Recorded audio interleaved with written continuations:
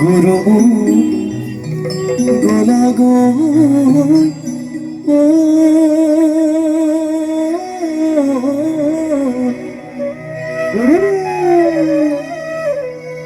আমাক নিথৰুৱা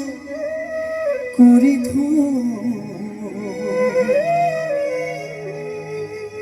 প্রাণী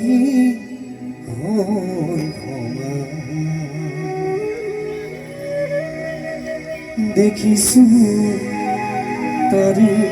প্রকাশ